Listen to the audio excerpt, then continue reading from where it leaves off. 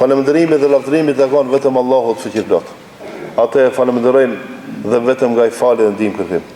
Paqja dhe mëshira qofshin mbi pejgamberin sallallahu alaihi wasallam, mbi familjen e tij të sinqertë dhe mbi të gjithë muslimanët që do ta pasojnë rrugën e tij deri në ditën e gjykimit. Të ndershëm vëllezër, do të flasim për një krijesë të çuditshme, për një krijesë që pa prit mos na habit, për një krijesë që kur vjen në shtëpitë tona nuk pyet askënd, për një krijesë që patjetër me taku secili prej nesh, për një krijesë që patjetër mu njoftu të gjithë ne me atë, ajo është vdekja.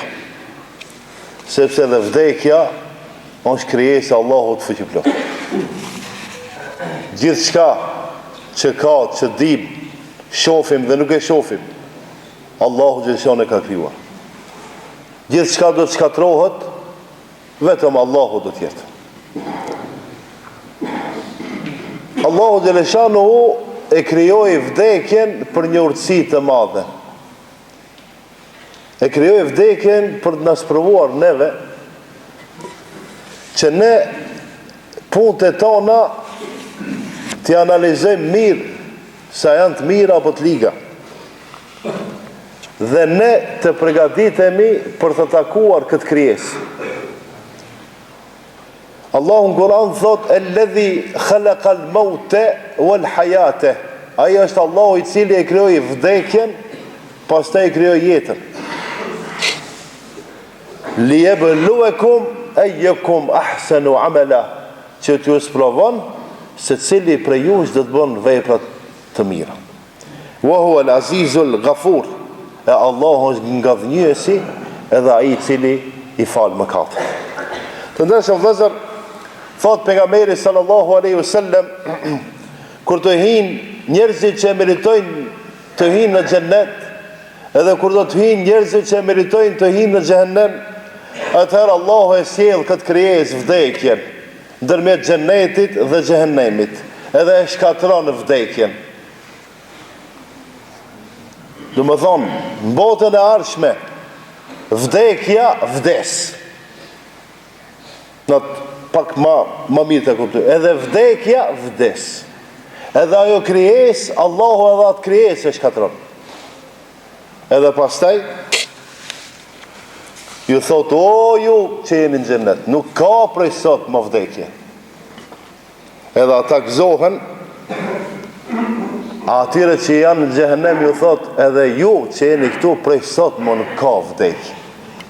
Ata gëzohen apo ata mërziten. Edhe që dhe me thonë me hinë xhehenem edhe mos me ardh një kohë që ma mundi me më shpëtu.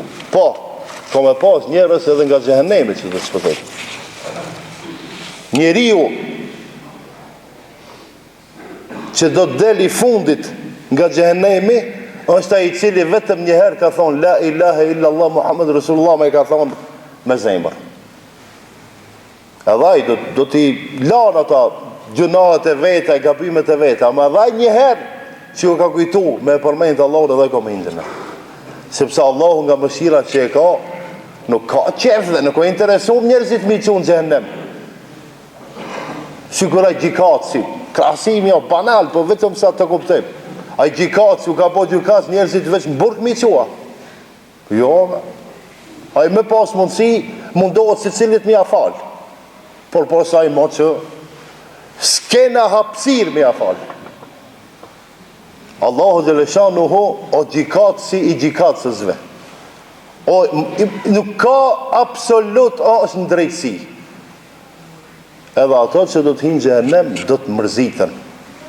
Pse se mos ka vdekje? Se të kish pas edhe në xhehenem vdekje, kishin vdek njerëzit edhe u kri puna. Jo, edhe vdekja vdes.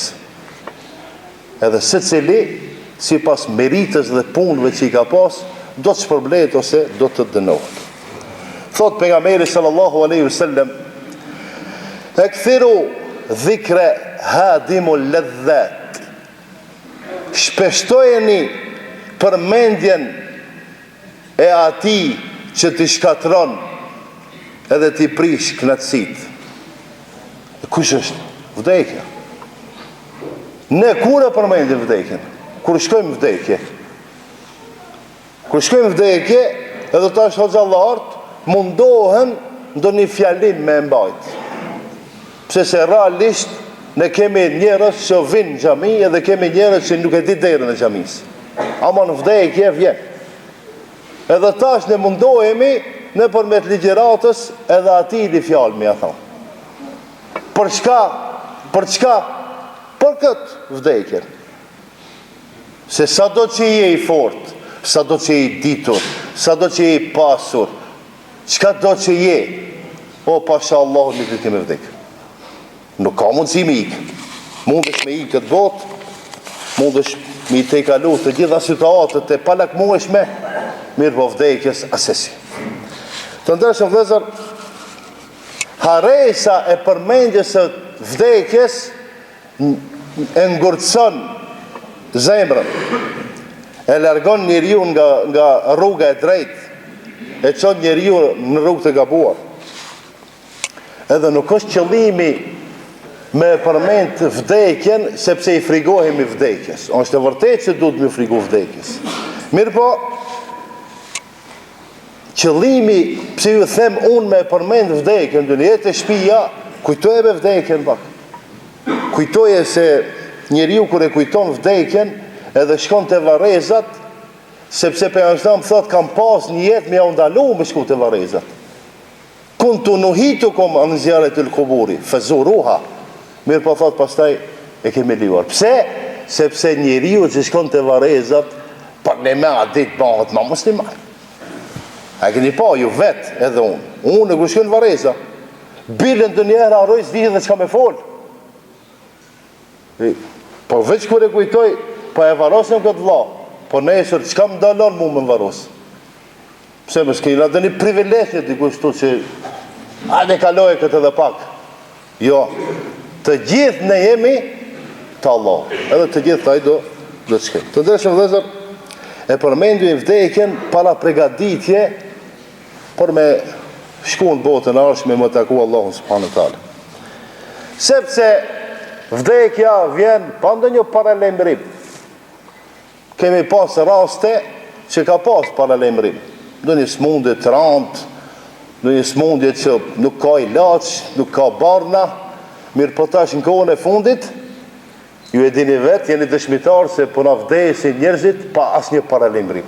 Është prej shenjave të kiametit që do të vdesin njerëzit pa pas asnjë sëmundje. Bile, në qoftë se analizon me ato kompjuterat, me ata mjetët e reja që i kanë medicina e sodit, ai mundet me qenë njeriu më i fortë në botë, ama ka vdek.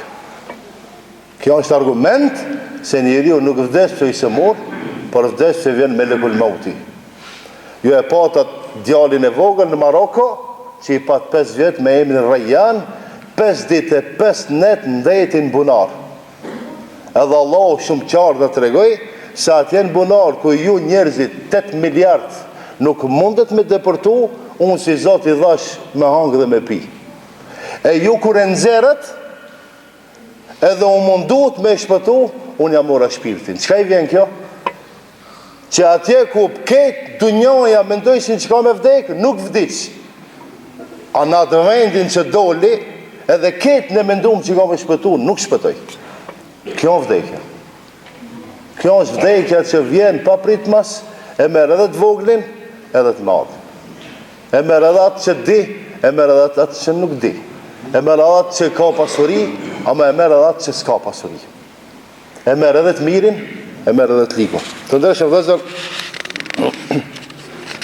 secili prej neve është mirë të përgatitet, sepse te vdekja nuk ka i fortë dhe i dobët, dhe nuk ka i shëndosh dhe i sëmur, edhe nuk ka i ri dhe i vjetër.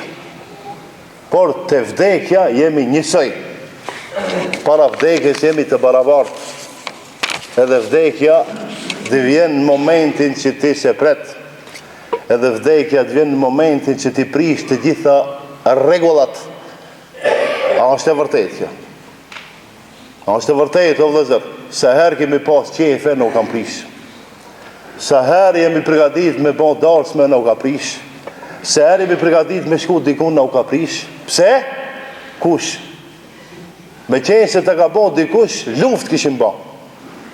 Ama ka ardhë vdekje, ka prish atë rend, edhe ne themi inna lillahi wa inna ilaihi rajiun. Të ndërshëm vëllezër, e përmendim vdekjen sepse duhet me bon para përgatitje për me dal para Allah subhanahu wa taala. Thuhet wa amal li dunjak, puno për këtë botë ka enneke të ishu ebeden, sikur se me jetu pa vdekje. Puno dhe më thonë, mundohën këtë botë, për halal dhe më duke folë, sikur se asë njëherë nuk vdes.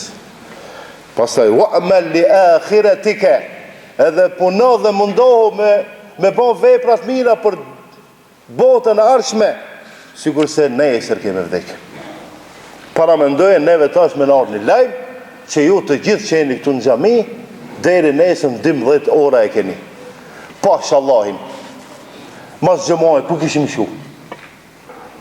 Bille as për xhamisë kishim dalë. Këtu mundu me bon veprat mira, me marr halallëk dhe me të vetje, me la borxhin t'i kujte, me shku me i thonë t'i kujte, ma ban halallëve se ka bova. Allahu alem, a kena pas mundësi me imri deri nesër në 12 ora, se kena me vdek, edhe me i kri obligimet tona. Ama kështu duhet me punune. Duhet me punu që nesër në 12 vdesim. A nga në tjetër duhet me punu në halal, me bon veprat mira, sigur që kena me jetu edhe asë njëherë në vdesim. Të ndërshëm vëllezër, po në fund, kur të vjen nata, lutë Allahun dhe mos e prit ditën. E kur të vjen dita, lutë Allahun dhe kërko falje dhe mos e prit natën. Shfrytëzoje shëndetin tënd para se të sëmurësh dhe shfrytëzoje jetën tënde para se të vdesësh. Inshallah Allahu na ndalzon edhe të gjithë së bashku në xhennet nacion. Barakallahu lana wa lakum fil Qur'anil azim. ونفعنا وإياكم من الذكر الحكيم واستغفر الله لي ولكم ولسائر المسلمين من كل ذنب واستغفروه إنه هو الغفور الرحيم.